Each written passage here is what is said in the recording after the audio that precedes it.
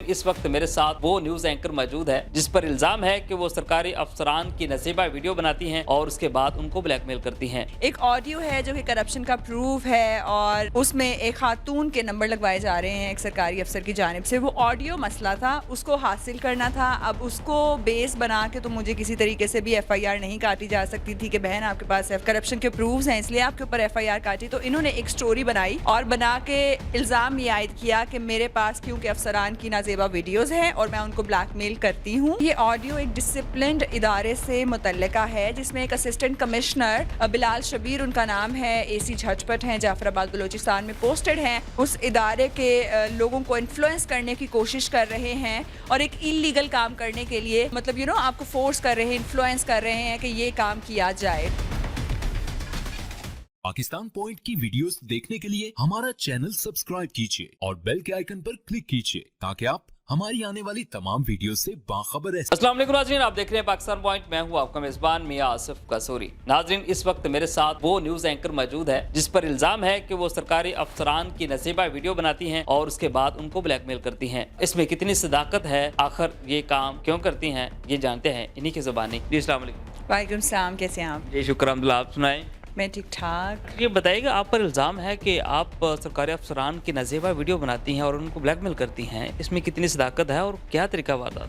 اچھا، میں آپ کو بتاؤں کہ یہ ایک کور اپ سٹوری ہے کہ نازیبہ ویڈیوز بناتی ہیں سرکاری افسران کی۔ اصل میں مسئلہ ہے ایک آڈیو کا، ایک آڈیو ہے جو کہ کرپشن کا پروف ہے اور اس میں ایک خاتون کے نمبر لگوائے جا رہے ہیں ایک سرکاری افسر کی جانب سے۔ وہ آڈیو مسئلہ تھا، اس کو حاصل کرنا تھا۔ اب اس کو بیس بنا کے تو مجھے کسی طریقے سے بھی ایف آئی آر نہیں کاٹی جا سکتی تھی کہ بہن آپ کے پاس کرپشن کے پروفز ہیں اس لیے آپ کے اوپر ایف آئی آر کاٹی۔ تو انہوں نے ایک سٹوری بنائی اور بنا کے الزام یہ عائد کیا کہ میرے پاس کیونکہ افسران کی نازیبہ ویڈیوز ہیں اور میں ان کو بلیک میل کرتی ہوں۔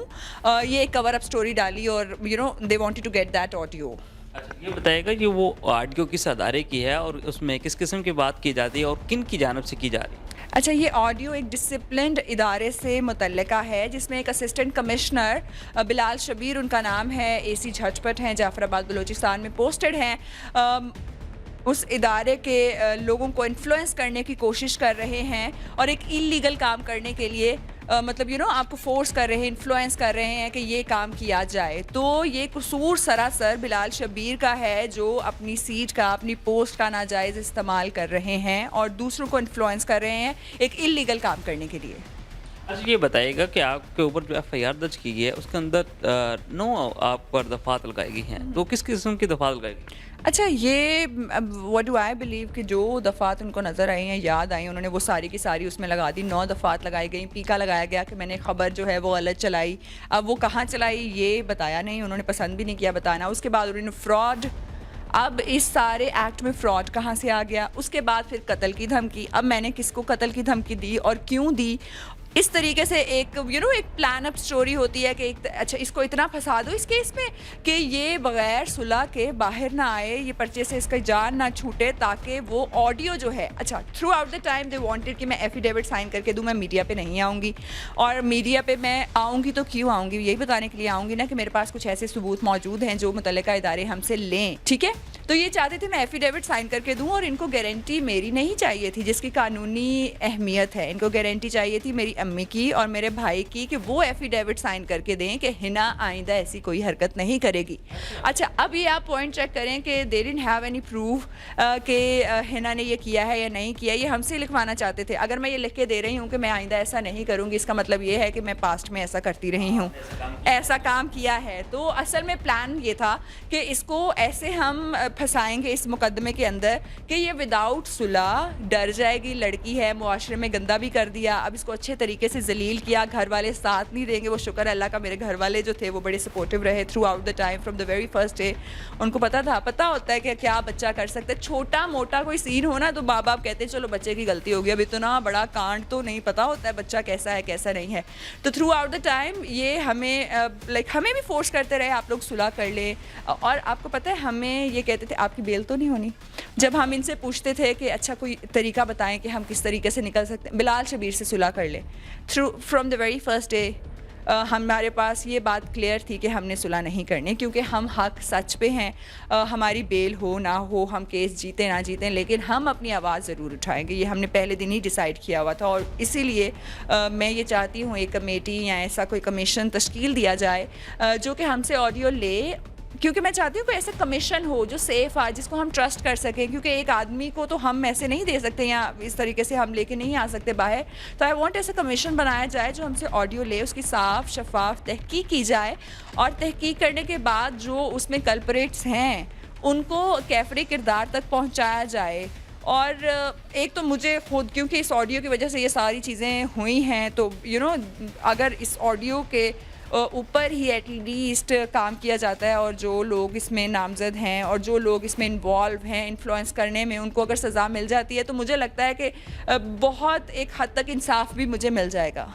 یہ بتائے گا، ایف آئی اے نے آپ پر کارروائی کی، تو بیسک ایف آئی کا کام ہے کہ وہ کسی بھی ان کے پاس اپلیکیشن آتی ہے یا ایف آئی آر درج ہوتی ہے تو تحقیقات کر، بیسکلی اس کا مقصد یہی ہے. تو آپ نے ایف آئی اے کو اس کیس میں کتنا اچھا پایا اور کتنا برا پایا؟ اچھا، میں پورے ادارے کو بلیم نہیں کر سکتی، لیکن اگر کوئی ایک شخص آپ کے پاس آ رہا ہے اور ایک ایسا الزام عائد کر رہا ہے تو تحقیق کرنی چاہیے تھی. ایک طریقہ ہوتا ہے ایف آئی اے کا بھی کہ وہ آپ کو 3 نوٹسز بھیجتے ہیں کہ آپ آئیں، اور اگر 3 نوٹسز پہ کوئی پیش نہیں ہوتا اس کے بعد آپ لوگ ریڈ کرتے ہیں، آپ اس طرح سے چھاپے مارتے ہیں، آپ پکڑتے ہیں انسان کو. مجھے کوئی نوٹس ریسیو نہیں ہوا. ایک جو بیسک لائن تھی، جو گائیڈ لائن تھی، وہ فالو کرنی چاہیے تھی ایٹ لیسٹ. اور اگر ایک بندہ آپ کو انفلوئنس کر رہا ہے تو آپ کو اس بندے کے صرف اس بندے کو فیور دینے کے لیے اپنی تمام تو ڈیوٹی پس پشت نہیں ڈال دینی چاہیے تھی. تو یہ ایک کوسچن مارک بن جاتا ہے اس شخص کی اپنی کارکردگی پر جس نے کسی اور کے انفلوئنس میں آ کے یہ کام کیا. اچھا، یہ بتائے گا آپ نے کہاں کہاں کام کیا نیوز روم؟ اچھا، میں نے I was a news anchor, تو میں نے 7 نیوز پہ کام کیا. وہاں سے میں 92 نیوز پہ چلی گئی. وہاں پہ میں نیوز اینکر تھی، اور ساتھ میں نے کچھ عرصہ ایک پروگرام بھی کیا حقیقت کے نام سے، کرائم انیکٹمنٹ ہوتی ہے.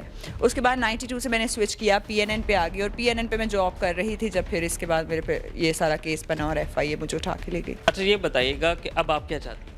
اچھا، میں چاہتی یہ ہوں کہ جو آواز میں نے اٹھائی تھی اداروں کے تشخص کو پامال ہونے سے بچانے کے لیے، کہ میں نشاندہی کر سکوں کہ کچھ لوگ ہیں جو اداروں کا تشخص پامال کرنے کی کوشش کر رہے ہیں. ایک کمیشن بنایا جائے، کمیٹی بنائی جائے جو کہ ایک شفاف تحقیق کرے، اور میری بات میں جتنا سچ ہے، جتنا جھوٹ ہے، عوام کے سامنے لایا جائے، اور جو لوگ اس میں ملزم ہیں، جو لوگ یہ کام کر رہے ہیں، ان کو کیفری کردار تک پہنچایا جائے. ناظرین، یہ تھی وہ نیوز اینکر جس پر الزام ہے کہ وہ سرکاری افسران کی ویڈیو نازیبہ بناتی ہیں اور اس کے بعد ان کو بلیک میل کرتی ہیں. ان کا موقف آپ نے جانا. اب معزز عدالت کے اندر یہ کیس جا چکا ہے، اب وہاں پر فیصلہ ہوگا کہ کتنا یہ سچ ہے ان کا موقف، اور یا پھر ہمارے جو ادارے ہیں ان کا موقف سچ ہے. اسی کے ساتھ اپنے میزبان میاں آصف قصوری کو دیجیے اجازت. اپنا اور اپنے ہم وطنوں کا رکھیے گا بہت سارا خیال. اللہ نگہبان.